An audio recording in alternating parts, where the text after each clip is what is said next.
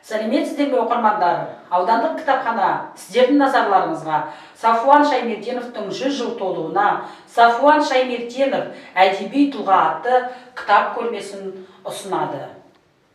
Қазақ халқында қаламның қуатымен, жүрегінің қайратымен артына өшпес із қалдырған ардақты арыстарымыз аз болмаған.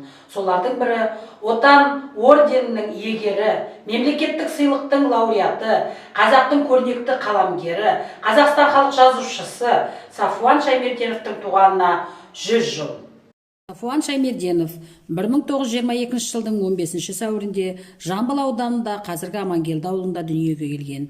Әдебиетке ерте жастан бет бұрған, газет басылымдарында еңбек етіп, қалам тербеген екен. Болашаққа жол атты алғашқы романы 1953 жылы жарық көрді. Бұл туынды кейіннен Инеш деген атпен орыс тіліне аударылды. Өмір нұры атты хикаяттар тақырыбы идеясының жағынан өзекті бір желі, бір нысанаға бағындырылған 6 хикаят мезгіл, Қарғаш, өмір нұры, ит ашуы, Мәжнүн тал кіреді. Битбар балуан повесі, алтын қалам хикаяттар, ағалардың алақаны, селдің екпіні сынды кітаптар жазып шығарды. Қазақ әдебиетінің көрнекті өкілдерінің қатарында Сафуан Шаймерденовтың әдеби мұрасының алатын орны ерекше.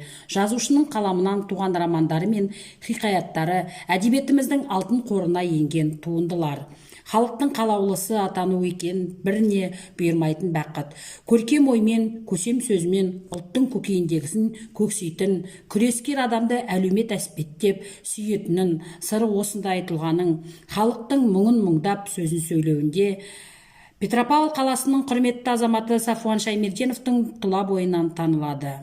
Өмірден өткендер көп аты қалмай, жақсының жарқыраған сәті қандай, Құдайым әрбір үйге бала берсін, Сәбит пенен Ғабиттей Сафуандай деп ақын Ғабиден Құлахмет айтқандай, осындай ақын жазушы ағаларымызды мақтан тұтайық.